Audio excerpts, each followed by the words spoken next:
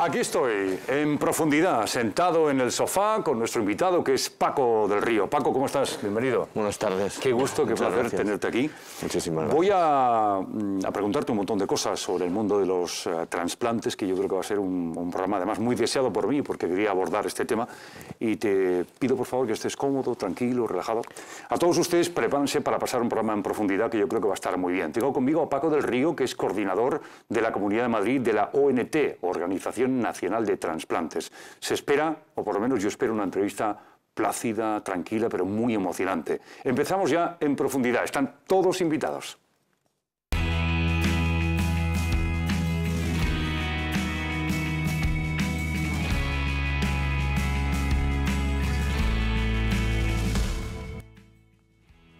Y aquí, con Paco del Río, el placer que es para mí inmenso, Paco, poder hablar de cosas tan sensibles como el tema que tenemos hoy.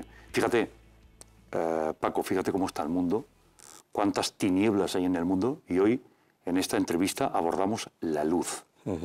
Ante tanta tiniebla, también hay mucha luz, y eso es lo que hoy tenemos que hablar. Paco, ante esa frase que te acabo de decir yo, tú eres un poco embajador con otros muchos compañeros de ese mundo de luz del que hablamos hoy, ¿no? Realmente es así. Realmente, al hablar de trasplantes, podemos decir que de algo tan terrible y tan oscuro como es la muerte, surge la vida. O sea que sí, que realmente es un punto de luz en mitad de la tiniebla. Sin duda alguna lo es.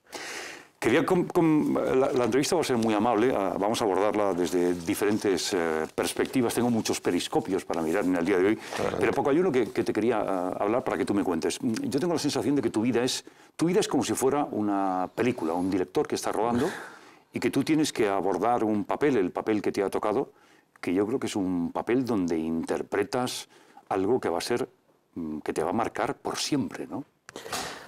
Bueno, es una visión realmente fantástica y muy, permíteme decir, muy romántica, ¿no? Realmente sí es así, en cierto modo sí es así. El mundo de los trasplantes es un mundo apasionante, estás viviendo historias ajenas de una forma casi continua o realmente continua y estás ofreciendo esperanza a muchas personas en el peor de los momentos y también intentando obtener de otras personas un acto de generosidad infinita que afortunadamente en España y en gran parte del mundo, pero vamos a hablar de España, que es lo que yo conozco, se cumple a diario y son historias realmente muchas veces conmovedoras, la mayor parte de ellas conmovedoras, muchas veces muy duras, porque realmente comporta necesariamente la pérdida de un ser querido y a partir de ahí la obtención de vida para otros, ¿no? Sí, es casi como una película, lo has definido muy bien. El papel que te ha tocado vivir, alguien puede pensar que es un papel muy bonito, pero debe ser costoso, porque emocionalmente hay momentos en que debes perderte un poco en la inmensidad de todo esto, ¿no?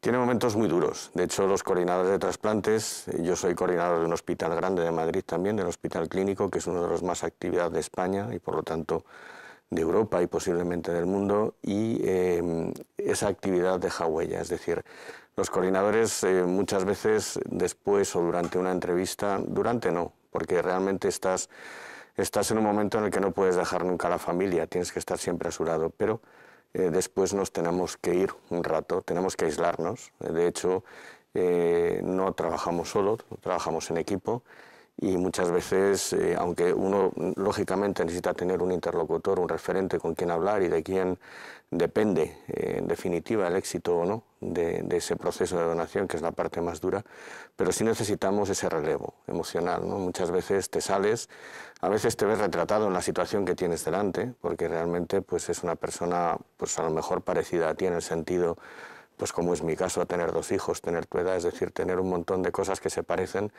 y estás viendo enfrente la peor de las situaciones en algo que podría ser casi tu situación, ¿no? Y entonces, Paco, viene cuando se traga saliva, me imagino, ¿no? Claro, hay que tragar saliva, hay que intentar mantener el tipo en el sentido de no perder, lógicamente, una actitud empática hacia esa familia que en ese momento está haciendo un esfuerzo inmenso de generosidad por un lado, y de gran dificultad por asumir algo que es a veces imposible o muy difícil de asumir, ¿no? Yo he tenido casos en los cuales la gran dificultad ha sido hacer entender a una madre que su hijo había muerto. Eso era lo difícil, o sea, ella podía entender que alguien había muerto. Ya podía entender que alguien que había salido a hacer deporte en chándal por la mañana y por la casa de campo había tenido algo que vemos en la tele de vez en cuando, que es un jugador de fútbol que cae muerto, ¿no? Ha habido una muerte súbita, eso lo puede entender, pero que sea su hijo no.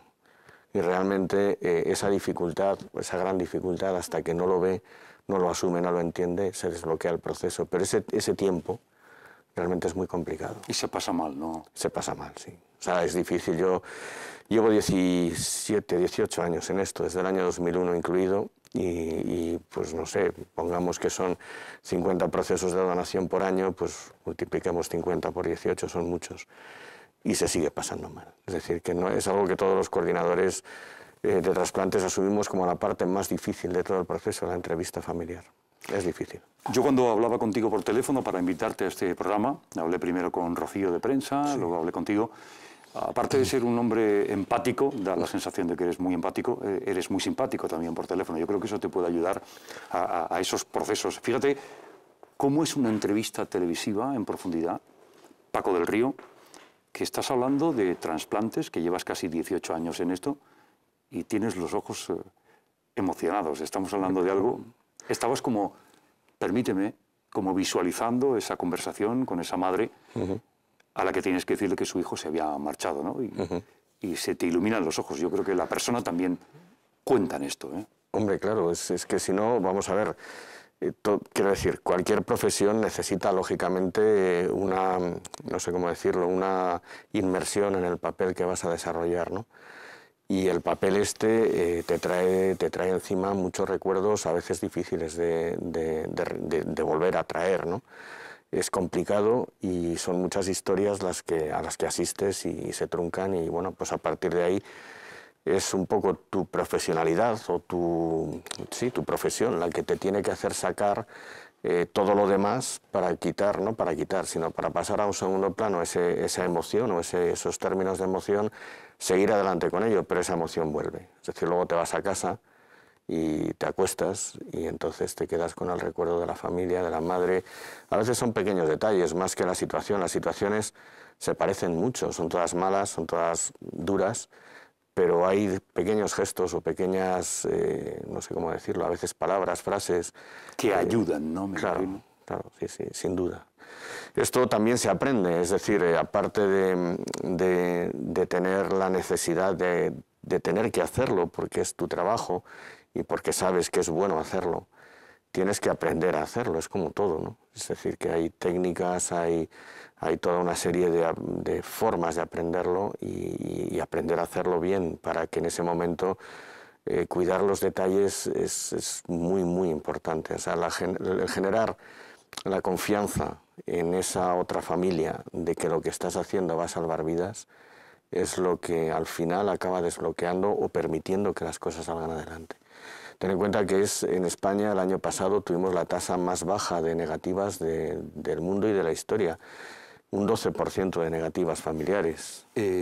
Cuando hablas de negativas, me imagino que significa que... Que dicen que no a la donación. Que no.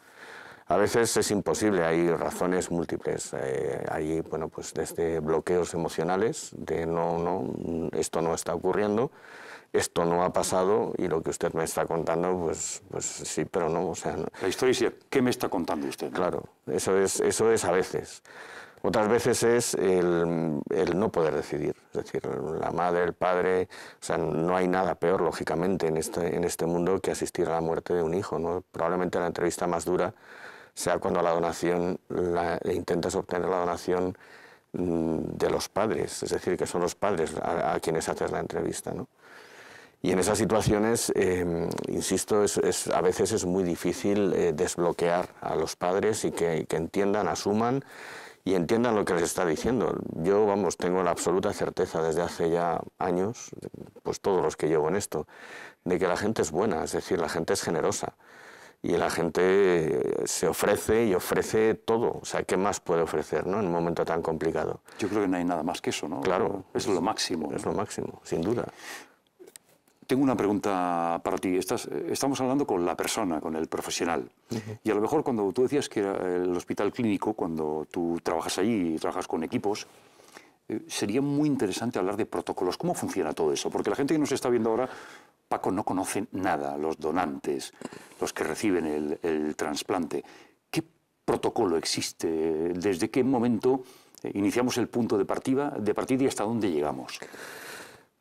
Sin entrar mucho en cuestiones técnicas, porque a veces no sería es necesario, complicado. Paco, y tampoco claro, te lo iba a pedir, para que una pequeña idea, por lo menos. Pues se detecta que una persona que no tiene contraindicación para ofrecer sus órganos para que otros vivan, ha fallecido, ha tenido un infarto, ha tenido una hemorragia cerebral, ha tenido una enfermedad grave que ha acabado con su vida. Entonces el coordinador de trasplantes, apoyado siempre por los especialistas en cuidados intensivos, casi todos los coordinadores somos especialistas en cuidados intensivos, valora esa situación, valora que pueda ser donante o no, es decir, que no vaya a transmitir una enfermedad si llegara a donar los órganos o que no vaya a haber un problema asociado a la donación, y con todo eso plantea la posibilidad de hacer una entrevista familiar para ofrecerles esa opción.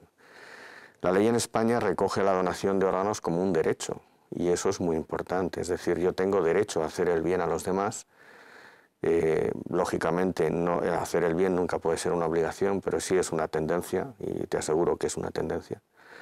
Y yo tengo el derecho a que eso ocurra, con lo cual la ley lo que tiene que hacer es favorecer que todo eso fluya si aquellos que participan del proceso lo hacen fluir. Entonces, una vez detectado el donante, si la familia dice que sí, nunca antes, lógicamente, se pone en marcha un proceso que afortunadamente en España va muy deprisa, que es el proceso de donación. Se hace una alerta a la ONT, a la Organización Nacional de Trasplantes, donde hay un equipo de guardia que recoge toda esa información, y desde ese momento empieza a ver dónde existe un posible receptor para ese corazón, ese hígado, esos órganos que esa persona va a donar. Durante ese tiempo que la Organización Nacional, evidentemente existen listas, esas listas están priorizadas por gravedad, por compatibilidad, es decir, hay un montón de cosas que hacer que se están haciendo ya.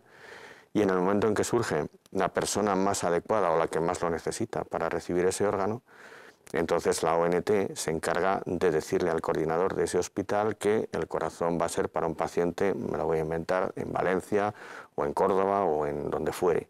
Y entonces se empiezan a desplazar los equipos para organizar todo ese proyecto. Mientras tanto, el coordinador permanece, por un lado, manteniendo todo para que esos órganos sean viables y se puedan trasplantar, y con la familia manteniendo el soporte, el apoyo y también, bueno, pues la necesidad, cubriendo la necesidad que esa familia tiene de que alguien esté con ellos confiando en que lo que están haciendo realmente está bien, porque las dudas, vamos, sobre eso no hay muchas dudas, pero las dudas en unos momentos tan complicados pues pueden surgir y tienen que tener a alguien cerca, sin duda. Te puedo asegurar que estoy emocionado escuchándote, además detenidamente, porque me he dado cuenta que en el proceso del que tú hablas hay muchísimos detalles, cantidad de detalles que no te puedes despistar con ninguno, porque me imagino que todo es importante. Pero yo tengo una imagen ahora mismo en la cabeza y a lo mejor, por lo menos tu opinión, saberlo. Sabes que hace poco conocimos la noticia de que Holanda, por ley, obliga a todos sus habitantes a que una vez se han marchado, pues los órganos van a ser cedidos si son compatibles con personas. Y ahora viene cuando yo le pregunto a la persona, al profesional, al coordinador de la Comunidad de Madrid, de la ONT, ¿qué opinas de lo de Holanda? Pues hombre, yo creo que ha sido una mala decisión. Por muy derecho que sea, uno no puede obligar a los demás a hacer algo, es decir, no debe. Eso va a generar probablemente un rechazo, es decir, a ti te lo pueden explicar despacio, te lo pueden explicar en el peor momento, pero la decisión tiene que ser tuya. No puede ser que por obligación, salvo que tú hayas dicho que no, por escrito, con tiempo, y lo hayas registrado, se dé por supuesto que es que sí. O sea, tú puedes cambiar tu decisión 15 días antes, un mes antes. Perdona, Paco, esto me recuerda a la burocracia, que es un poco así. Sí, si tú no respondes, claro, por hecho, ¿no? Claro, efectivamente, es eso. O sea, pero hay cosas que no puedes burocratizar o tener previamente legisladas. En España tenemos una ley que se llama de consentimiento presunto, que quiere decir que teóricamente todos somos donantes, salvo que en vida hayamos expresado lo contrario, lo cual no quiere decir que lo seamos. Ningún coordinador de trasplantes jamás va a iniciar el proceso si no ha hablado con la familia y la familia le ha dicho que sí. Eso es muy importante, es decir, el derecho a decir que no se mantiene hasta el final, aunque uno tenga un carné de donante, aunque tenga lo que tenga. Ese derecho existe y ese derecho se ejerce. Y desde ese derecho es desde el que en España el 88% de las veces la familia dice que sí.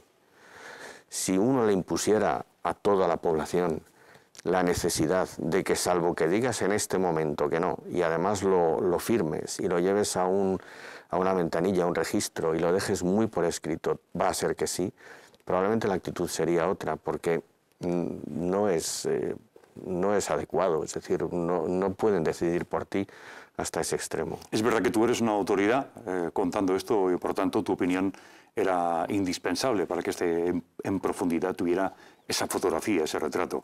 Volvemos un poco a España. Hablemos, aunque luego también vamos a pasar por el plano personal, familiar. Me gustaría que habláramos un poco de que los últimos 3 años es un auténtico éxito. En los últimos 3 años, un 30% más. Si hablamos de donantes, una cantidad de miles de personas, hablamos de trasplantes y a lo mejor en el 2017, según el último estudio que habéis hecho, con 5.000 y pico de trasplantados.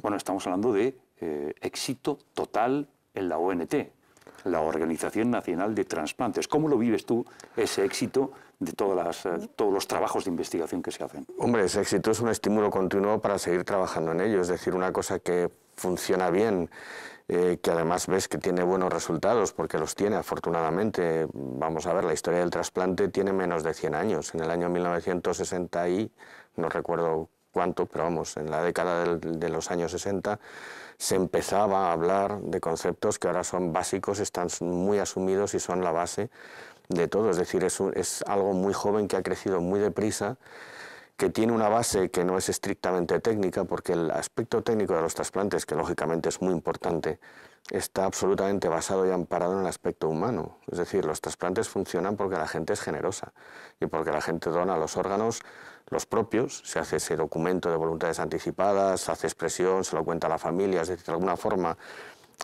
mis hijos saben que yo soy donante, es decir, no cabe duda de que cuando llegue el momento, pues si es posible, lo seré. Pero independientemente de eso, quiero decir, aparte de los aspectos técnicos está ese aspecto humano que es el que hay que cuidar, que con todo ello al final se consigue algo que funciona bien y que desde ese éxito se trabaja mucho mejor, sin duda alguna. ¿Por qué? Pues porque amparados en que las cosas se hacen muchas veces, se hacen mejor. Cuando se hacen mejor hay más oportunidades de seguir investigando y progresando, es decir, algo que va bien es más fácil hacerlos, conseguir que siga rodando, ¿no? Si uno va en un coche que va muy bien, es fácil llegar más lejos. Pues eso es lo que pasa con los trasplantes. Sí, pero para que ese coche funcione, me imagino que tiene que tener los engrases perfectos, que no le falte absolutamente nada, y me imagino que es cuestión del día a día, que no debe ser fácil, ¿no? No, no es fácil, pero los aspectos técnicos, insisto, no son especialmente complejos, no lo son más que en otras áreas de la medicina, que en oncología o que en neurocirugía o que en, yo qué sé, en cualquier otro área, ¿no? Los aspectos técnicos además se aprenden. Si uno tiene interés, tiempo y ganas, pues al final lo acaba haciendo.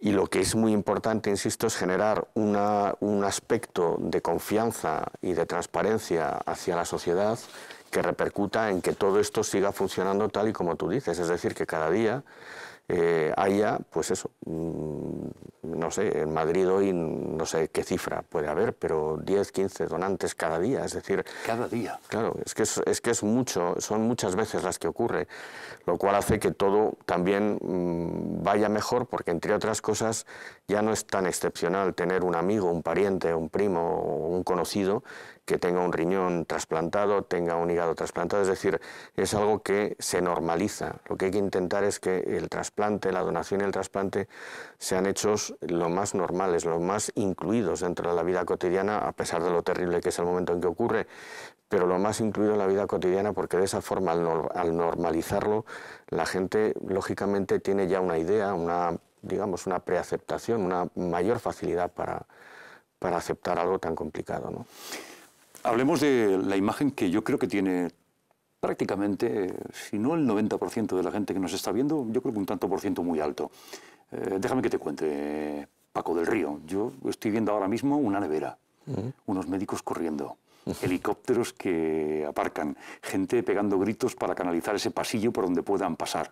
¿Es exactamente así? ¿A veces por décimas de segundo se llega al sitio? Hombre, es parecido, ya sabes que... O a lo mejor lo que yo estoy contando ahora, Paco, no, es muy peliculero. No, vamos, se parece, vamos a ver, equipos corriendo, sí, aviones aterrizando en Barajas o en Torrejón a las 3 de la mañana con cirujanos pasando frío con la bata y el pijama quirúrgico y una nevera también, o sea, eso existe y se da en la realidad.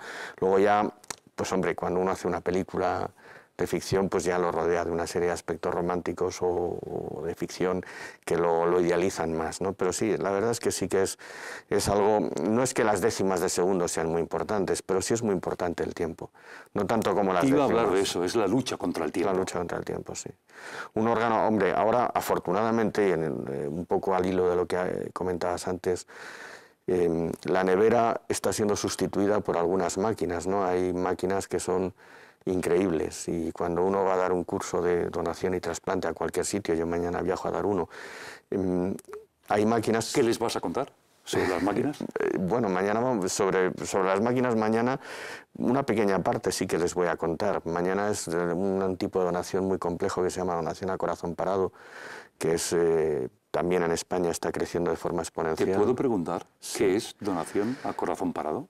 Pues cuando una persona tiene un paro cardíaco y se consigue actuar con la suficiente rapidez y se es capaz técnicamente de colocar una máquina de circulación extracorpórea que haga que la sangre circule a través de esa máquina, se oxigene y vuelva, se pueden mantener los órganos vivos aunque la persona haya muerto. Con lo cual esos órganos que están vivos dentro de un cadáver son los que pueden ser trasplantados más adelante. Esto que me estás diciendo se me ha puesto todos los pelos de punta. Bueno. La persona se marchó, la persona se ha ido, pero la máquina hace que la sangre circule y, claro. y mantener el tiempo suficiente con que ese órgano no pueda pasar a que, en fin... A que no pueda ser trasplantado, a que se deteriore. Entonces eso se consigue con estas máquinas. Aquí en Madrid se ha puesto, bueno, digo Madrid porque es que es mi zona y hablo más de ello, no porque sea mejor ni diferente, sino porque es la que mejor conozco, ¿no? Desde hace un año un programa específico para que todos los hospitales puedan tener este tipo de donación, porque claro, es una tecnología compleja, con dificultad de manejo, que necesita equipos expertos, es cara. Entonces en Madrid, que hay 24 hospitales públicos, 24 o 25 hospitales públicos con programa de trasplantes, no podemos tener 25 máquinas, 25 equipos, porque haríamos que esto fuera, o sea, el presupuesto se fuera en mantener esto, ¿no? Entonces, teniendo dos equipos y una máquina, nos desplazamos a cualquier lugar de la comunidad y podemos hacerlo, ¿no? Entonces es algo nuevo, diferente, pero que es una de esas cosas que tú decías antes. ¿Por qué progresa el trasplante? Porque te dan la oportunidad de que progrese. Y cuando tú tienes, antes de entrar me gustaría abordar contigo también el plano familiar, que me gustaría que me contaras un poco. Pero, por ejemplo, en la charla, en la conferencia que vas a dar mañana, Paco, ¿qué vas a enfatizar como lo primero y principal en tu trabajo? Hombre, la charla de mañana va muy de aspectos técnicos sobre la donación a corazón parado y de estas máquinas de las que te hablo, pero no puedes nunca dejar de enfatizar lo más importante que sigue siendo y es la piedra angular del proceso de donación, que es la familia. En este tipo de donación, además, todavía más importante, porque cuando uno tiene un paciente en la UBI que va mal y ve que va mal y durante varios días los médicos ven que va mal y se lo vas contando y ellos ven que tú estás, vamos, que los médicos están haciendo todo lo posible y que no hay posibilidad de que mejore porque realmente a veces pues la biología tiene su proceso y no lo puedes detener, ¿no? Es fácil, o es más fácil, que la familia vaya asumiendo y entendiendo todo esto, ¿no?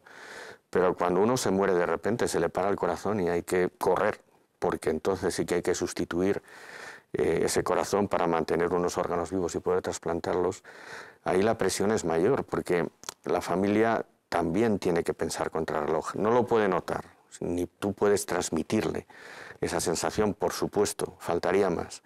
Pero tú sabes que no tienes, como en los otros casos, muchas horas, o unas cuantas horas, no muchas, pero unas cuantas.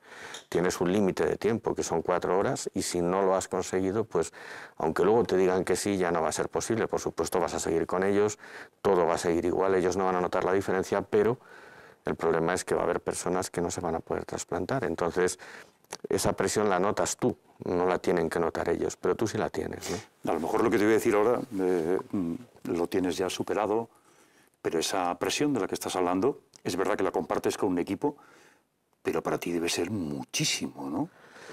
Es la parte dura, es Claro, la parte es que dura, claro. estamos hablando que a veces por muy poco tiempo algo no se puede hacer. Vamos a intentar despistar un poco la conversación porque hemos hablado de familias, ¿no? ¿Por qué no hablamos un poco de la tuya, Paco? Te explico lo que quiero hacer. Entras por la puerta de tu casa y te voy a hacer varias preguntas. Tu mujer, tus hijos. Sé que tienes una hija que se llama María, que quiere ser periodista, pero no sé cómo se llama tu otro hijo o hija. Mi hijo se llama Alejandro. ¿Alejandro? Y estudia medicina. Bueno, está en cuarto. De casta le viene el galgo, ¿no? Me imagino que un poco, ¿no? Tu mujer se llama, si eres tan amable. Leonor. Mi mujer se llama Leonor y es matrona, o sea que estamos todos, menos María, que es la que se ha salido del Pero no pasa nada. No, al revés, vamos, fantástico. Además, tengo una sorpresa para el final, unas cosas que diré sobre tu hija María, porque explicaré el por qué. Llegas a tu casa, llegas por la noche, me imagino, a altas horas, como aquel que dice. ¿Qué haces con lo que queda del día, Paco del Río? Pues intento distraerme un rato, que no es fácil a veces, para lo cual pues oigo música normalmente, me gusta mucho la música. ¿Qué música escuchas? Música clásica y también rock. Dire Straits, no sé, rock en general y jazz. Mal gusto no tienes, ¿eh? Y la música clásica, Mozart, Beethoven, Tchaikovsky, todos esos grandes músicos, Prokofiev, los rusos, calman también, ¿eh? Sí, no, es un sedante, realmente lo es. Entonces durante un rato estás escuchando música, poco a poco sí que es verdad que se va apagando y también es cierto que con el paso del tiempo aprendes a, de alguna forma, aislarte más, ¿no? Entonces se va, ese recuerdo tan próximo lo vas aparcando y empiezas a pensar en lo cotidiano. O sea, mañana, pues no sé, ahora viene al caso por lo que acabamos de hablar, mi hijo estudia medicina, yo también soy profesor de medicina, evidentemente me preocupo de sus asignaturas, pues tiene examen de fisiología, ¿cómo lo llevará? Es decir, te metes en el otro mundo. O María, que habrá hecho, o mi mujer, que me contó que pues, mi mujer es matrona, que yo qué sé, sus cosas, su día a día. Entonces te metes, vas cambiando de ese chip que traes y que a veces no es fácil, al otro chip. Y entonces ya empiezas y ya en un rato pues ya estás en tu propio mundo de nuevo, mucho más confortable. Y hasta el día siguiente o hasta que vuelva a ocurrir. Y esas cosas de la vida. Paco, tu hija quiere ser periodista, ¿no? Sí. La primera que se va un poco por otro camino. Bueno, de lo que es el núcleo familiar, aquí, ¿eh? sí. Está viendo esto, ¿eh? Sí. Ella quiere ser periodista y yo estoy encantado por varias razones. Lo primero, porque estoy seguro de lo que qué es lo que le gusta, ¿no? Y además estoy también seguro, claro, soy su padre y no menos objetividad cualquier cosa. Pero estoy seguro de que va a ser muy buena. Lo va a hacer bien, es muy inteligente y además le gusta mucho. Te iluminan los ojos. Sí. ¿Estás convencido? Sí. No, seguro. Es muy bonito porque además las cámaras captan enseguida cuando a alguien se le ilumina los ojos. Y además estoy convencido de que a lo mejor esta entrevista que María está viendo a su padre, conmigo en este sofá en profundidad, algún día haga algo parecido a esto. Bueno, sería muy bueno que fuera así, ¿no? Sería fantástico, desde luego, encontrar un lugar y en fin, este tipo de periodismo es fantástico, o sea que realmente a mí me encantaría. Si ella en la vida tiene suerte y acaba llegando a poder hacer este tipo de cosas, yo estaré encantado de que las haga. Aprovecho para decirle a todos los que nos están viendo y a tu hija María, que quiere ser periodista, que esto es cada día, 365 días al año. Esto me lo dijo Freddie Mercury de Queen. Me dijo, solamente se puede hacer 7 días a la semana, el mes completo, el año completo, seguir picando piedra y cuando estás cansado volver a empezar. Lo digo porque ahora si nos está viendo, está disfrutando esto con su padre, está disfrutando de su padre, yo creo que tiene que aprender que esto es valores, tirar para adelante, no parar nunca, no te puedes relajar. Que imagino que es lo que te pasa a ti en tu trabajo, ¿no? En tu trabajo la relajación, el relax, es escaso. Sí. No existe, ¿no? Es escaso. Yo creo que en eso se parecen, es decir, son diferentes tipos de tensión probablemente, pero sin duda alguna se parecen mucho. Es decir, que hay que mantener el tirón y la tensión durante todo el tiempo, durante todos los días. Eso sin duda, pero vamos, eso en ella no me preocupa, lo va a hacer bien. Estoy convencido y que disfrute esta entrevista también, que le pueda servir de base si es que ella la quiere coger para algo. Hablemos... yo creo que es muy importante que situemos cuál es la comunidad española, la comunidad autónoma, por decir algo, que igual es la Comunidad de Madrid, no lo sé. ¿Qué más donantes tiene? En número absoluto, pues claro, lógicamente Madrid es, no sabría darte la cifra exacta, pero probablemente la que más tiene. Si nos vamos a otra forma de medir, que es la tasa por millón de población, pues las comunidades más pequeñas tienen una tasa mayor porque tienen también un perfil social diferente, es decir, tienen un solo hospital de referencia, es mucho más fácil trabajar en un sitio pequeño y además una de las cosas que España está consiguiendo en todas partes, pero que probablemente también influye en esto, es que las personas ancianas afortunadamente son las que fallecen cada vez con más frecuencia, es decir, la población, la gente tiende a vivir más cada día, ¿no? Con lo cual tenemos muchos donantes ancianos y esos donantes se concentran más en las pequeñas comunidades más que en las grandes. Las grandes comunidades hay mucha más gente joven, la mortalidad es menor, los sistemas de emergencia actúan de forma más rápida, la multiplicidad de hospitales permite que haya un mayor número de donantes, pero al final la tasa global acaba siendo algo inferior. Pero vamos, en esto los rankings yo creo que no tienen mucho sentido porque son realidades sociales diferentes en diferentes partes de España y al final, además, en esto es un ejemplo absoluto de solidaridad. Es decir, yo cuando hay un donante en el clínico y dona el corazón, no sé dónde va a ir, ni lo puedo saber. No es que no lo sepa porque no quiero, es que aunque lo pregunte no me lo van a decir. A mí me van a decir, viene un equipo de La Coruña o de Santander a llevarse el corazón porque allí lo necesita un paciente. Con lo cual, es decir, que estáis intercomunicados y en cualquier momento surge una necesidad y hay una organización perfecta, está bien sincronizada para que si es de La Coruña, por ejemplo, donde sea, se lo llevan porque lo necesitan y... Lógicamente, en igualdad de condiciones, intentamos que los órganos viajen lo menos posible, es decir, añadir horas de isquemia. Isquemia quiere decir falta de riego sanguíneo a un órgano al que sea, pues le puede afectar. Entonces, si hay un paciente de igual condición en la Comunidad de Madrid que en La Rioja y la donación se produce en Madrid y la condición es la misma, intentamos que se quede en Madrid en beneficio del paciente, no por otra razón. Pero si el de La Rioja o el de Sevilla lo necesita más, lógicamente se irá a Sevilla. Es decir, en esto sí que no hay ningún tipo de barrera, con lo cual da un poco igual donde se produzcan las donaciones, porque lo importante es que las haya. Lo importante es la tasa global. Algo importantísimo para el que nos está viendo en profundidad, que seguro que está disfrutando y yo creo que está en silencio viendo el programa, quedándose con los detalles que tú nos comentas. ¿Cuáles son los órganos más importantes? Es decir, en el ranking de órganos que por trasplante son los más demandados o porque la necesidad es esa, yo pienso el riñón, no sé, el corazón. ¿Cómo se sitúa ese plano en el que nos tenemos que mover? Vamos a ver, eso tiene varios ángulos o varios puntos de vista, ¿no? Si es por cantidad... Bueno, tiene que tener muchos ángulos, muchas aristas y mucho de todo, ¿eh? Mucho. Fíjate de lo que estamos hablando. Estamos hablando de lo divino y lo humano en un momento. Absolutamente. El riñón es el más abundante y claro, un paciente sometido a diálisis, con necesidad de estar sometido a diálisis, un compañero de mi hijo, de su clase, que tuvo la mala suerte de tener una enfermedad renal, una infección, una pura mala suerte, y quedó sujeto a una máquina de diálisis durante 2-3 años, porque además la enfermedad pues, trajo una serie de complicaciones inmunes que hacían su trasplante especialmente complejo. Por supuesto esperó su turno en lista de espera, por eso esperó 2 años, porque era un trasplante difícil, ¿no?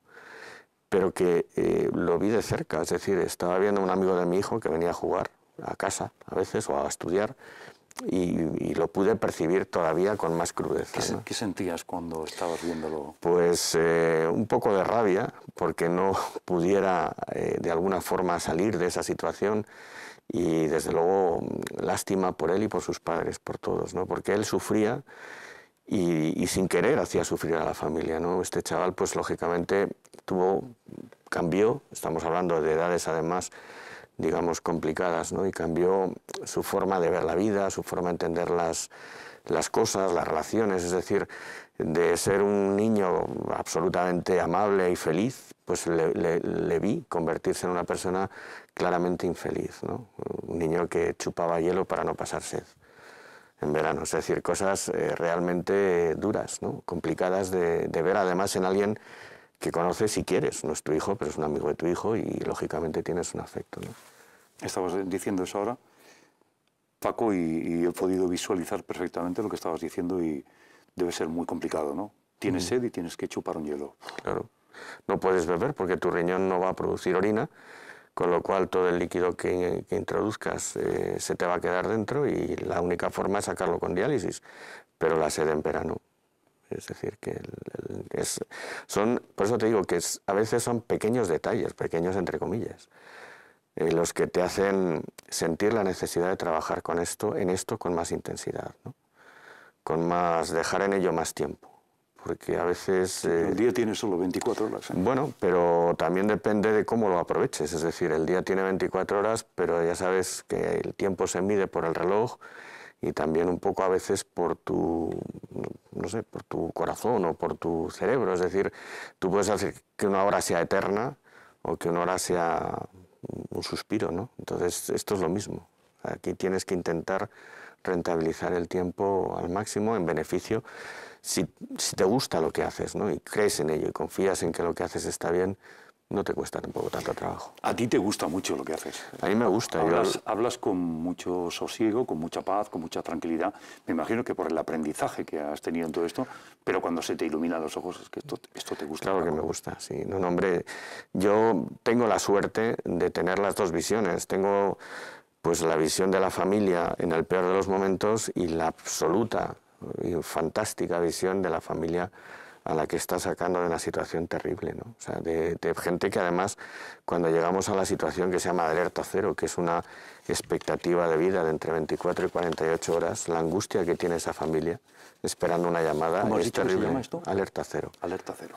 Es prioridad absoluta. O sea, el primer órgano compatible que surja en cualquier zona de España o incluso de fuera de España, a través de Eurotransplant o de otras organizaciones que hay, que permiten comunicar no solo dentro de un país diferentes comunidades o regiones, sino otros países, pues hay pacientes que dependen de que se les trasplante de aquí a 2 días porque si no se mueren. Y fíjate hasta dónde van las cosas. En Madrid hay un hospital que tiene 5, no todos los hospitales tienen todos los programas de trasplante, porque sería, aparte de caro, sería absurdo, inútil, ¿no? Es decir, no todos pueden tener todas las especialidades. Es lógico concentrar la máxima tecnología en determinados sitios. Bueno, pues hay algunos hospitales que por el devenir de la historia han acabado teniendo varios programas de trasplante. Hay un hospital en Madrid en el cual se producen circunstancias de pacientes que están en lista de espera de un trasplante de pulmón. El pulmón es un órgano vital que no es como la diálisis que puede mantener un paciente habitualmente durante mucho tiempo sin necesidad, esperando un trasplante. En el pulmón llega un momento en que ni siquiera la ventilación mecánica es suficiente y el paciente se muere. Bueno, pues tenemos en este hospital pacientes que están en lista de espera de trasplante de pulmón para ser trasplantados y se ponen malos por su enfermedad pulmonar. Su enfermedad pulmonar llega a un momento en que se hace terminal, el trasplante para ellos no llega y ellos se convierten en donantes. Y ese acto de donación lo hacen ellos de forma voluntaria, es decir, son ellos, casi todos ellos, tienen tarjeta de donante de órganos, es decir, que su pulmón no funciona, pero su hígado, sus riñones y su páncreas sí, con lo cual pasan de estar en lista de espera a donar vida a otros, ¿no? Eso te da idea de la complejidad. Es que lo que estoy escuchando es, Paco, lo más bonito del mundo. Alguien que sabe que no va a poder alcanzar eso que estaba ansiando, pero que un órgano suyo puede dar vida a los demás. Y eso se produce, me imagino, que en muy poco tiempo, ¿no? Claro, sí, esto el paciente ingresa, pero fíjate, en estos casos son donaciones, entre comillas, relativamente fáciles, porque tanto el paciente como la propia familia tienen un nivel de sensibilización tan alto que han hablado de ello y partiendo de la base, que yo creo que es la base de todo, ¿no? De que la gente es buena y generosa, el haber hablado, el haberlo tratado y el haber pensado en ello les hace tomar una decisión de una forma relativamente rápida. O sea, no es difícil, es mucho más difícil a veces una donación de otro tipo, ¿no? En estos casos no resulta demasiado difícil. Un tema tan delicado del que estás hablando ahora y has dicho ya, creo que 3 veces durante la entrevista en profundidad y con mucha sinceridad lo has dicho, que el ser humano es bueno. Me alegra mucho escucharte esto. Es que es verdad. O sea, yo eso te lo puedo... Es que todo esto va tan deprisa que cuando Estamos hablando aquí en un sofá, tranquilos, relajados, y alguien dice el ser humano es bueno. A mí se me alegra el corazón. Hombre, a mí, lógicamente, es que yo lo veo, es una de las cosas que más satisfacción producen en mi trabajo, ¿no? El ver, el poder apreciar de cerca la generosidad de la gente, ¿no? Es que realmente yo soy consciente de que estoy formando parte de los peores recuerdos de una familia cuando hablo con ellos, de aquí en adelante. Porque esa cara o esta persona, por muy delicado y muy amable y muy profesional y muchos entrenamiento que lleves contigo, lo que te están diciendo es lo peor, lo último que querrías escuchar o lo que nunca querrías escuchar. Con lo cual tú estás, sabes que eso es así, ¿no? Y sin embargo, ellos dicen que sí y tú sigues adelante porque eso sigue produciéndose y sigue repitiéndose, ¿no? Y lo raro es ir a una donación y que te digan que no. O sea, mis hijos, cuando salgo de casa, porque me llaman, porque además, en función del tipo de donación que se trate, pero hay una que es, no vamos a entrar en ello, pero es la donación no controlada, corazón parado, que es la muerte súbita, lo que hablábamos antes, el futbolista que se muere o el fútbol. Ese, tienes terrible, 20 minutos, qué terrible claro, es lo... pero tienes 20 minutos para estar en el hospital. O sea, no hay... Y mis hijos saben que cuando hay uno de estos tipos, uno de estos casos de donación, se despiden hasta el día siguiente. Bueno, y mujer igual, lógicamente. O sea, ya saben que no vas a... ¿Por qué? Porque en el 88% de las veces la respuesta es que sí. Luego el 88% de las veces que me voy de casa saben que no vuelvo hasta el día siguiente. Es decir, que es algo que ellos han asumido porque afortunadamente eso ocurre, ¿no? Y además hablabas de los jugadores de fútbol. Bueno, se produce muchísimo, ¿no? Bueno, la muerte súbita no solamente se produce en el fútbol, pero es triste que un chaval tan joven o un bebé tengan una muerte súbita. Eso es muy difícil de llevar, pero se habla muchísimo de que la gente... ¿Tiene alguna explicación, Paco? Sé que no tiene nada que ver con el tema, lo de la muerte súbita, ¿se ha podido explicar? ¿Qué es exactamente? ¿Se sabe? Sí, ahí va. Bueno, vamos a ver, se sabe. Porque siempre sabes que ha habido una dicotomía grande, ¿no? Una contradicción. No sé, bueno, ¿por qué será? ¿Ocurre algo que desconocemos todos ahí? Bueno, como todo en medicina se sabe una parte de ello y hay otra parte que realmente no llegas nunca a conocer. Volviendo al mismo ejemplo, gente más controlada que los deportistas de élite, me da igual que sean futbolistas o jugadores de hockey o de cualquier otra cosa, probablemente sea difícil encontrar más chequeos, más, no sé, test de esfuerzo y más... y sin embargo también hay condicionamientos genéticos que no se pueden detectar porque sería imposible. O sea, habría que hacer un estudio genético de la población en masa y eso es inviable por multitud de razones, ¿no? Que condicionan el que en un determinado momento aparezcan arritmias que son mortales, ¿no? Por eso hay desfibriladores en los aeropuertos y en los centros comerciales. El desfibrilador es el aparato que permite revertir una buena parte, por no decir la mayoría, de las arritmias que acaban en muerte súbita, ¿no? Y la causa más frecuente, eso sí, y permíteme, es la cardiopatía isquémica. Te permito lo que tú digas. Pero es la más frecuente. Pero como tú muy bien dices, el infarto, la cardiopatía isquémica, la angina de pecho, la insuficiencia coronaria, ¿no? Esa es la más frecuente, sobre todo en los países occidentales o en los países desarrollados, ¿no? Y hablando de países, yo me he quedado antes con la copla esa que decías tú. Tú eres el responsable, el coordinador de la Comunidad de Madrid, de la ONT. Pero ¿cuál es el contacto que existe internacionalmente? Porque esto debe ser un lío, ¿no? Hablas con los médicos de tal sitio, el coordinador tuyo que está en el Reino Unido o en Luxemburgo, y entre vosotros hay... ¿Eso goza de buena salud? Sí. Esa coordinación internacional, porque podemos entender la española, ¿no? Pero la internacional, ¿cómo llega a tiempo un órgano desde Rusia, por ejemplo? Hombre, es mucho más complejo. Realmente órganos desde Rusia o desde Grecia vienen ocasionalmente, se dan, pero no es lo habitual. También es verdad que España tiene en el aspecto del trasplante un funcionamiento que va tan engrasado y tan rodado que no suele ser necesario recurrir. Es decir, hay suficiente número de donaciones en España como para cubrir la mayor parte de las necesidades que surgen, ¿no? Es más fácil que salgan órganos fuera de España que recibirlos, porque es más fácil que los necesiten más fuera de España que no nosotros podamos... Porque somos números uno en todo el mundo. En donación, y eso, Paco, el do de pecho lo das con alegría. Claro, es que ahí vamos, somos los números uno con diferencia. Parece ser Sí, sí. que es el país que mejor funciona del mundo, ¿no? Sí, sí, vamos, hoy hemos tenido una reunión en el Ministerio de las que se hacen, nada excepcional, de las rutinarias, ¿no? Con presentación de datos, puesta en común de proyectos, en fin.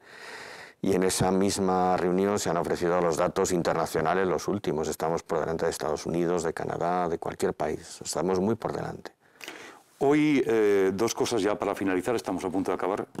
Casi una hora televisiva hablando. Te lo agradezco porque significa que claro, estabas a gusto. Concentrado. Estás a gusto, Paco. Lo último te quería decir, dos cositas. Que tu hija María, que está viéndonos hoy, saque conclusiones de esto, que disfrute, que haya tomado notas. Venía con un bolígrafo y con un papel. Sí. Igual estaba apuntando otras cosas, pero al final acababa apuntando cosas seguramente que le puedan servir. Pero me gustaría que acabaras, Paco del Río, coordinador de la Comunidad de Madrid de la Organización Nacional de Transplantes. Cuéntame una historia bonita para acabar, algo que te dejara muy feliz, algo que te emocionara mucho, algo que cuando se lo contemos a los televidentes que nos están siguiendo ahora, que sepan que el ser humano, como tú dices, es fantástico. Pues tendría muchas, pero la última quizá, cronológicamente, es un hito, uno más, si quieres, pero con un trasfondo y con una... A lo mejor por la novedad ha calado más, ¿no?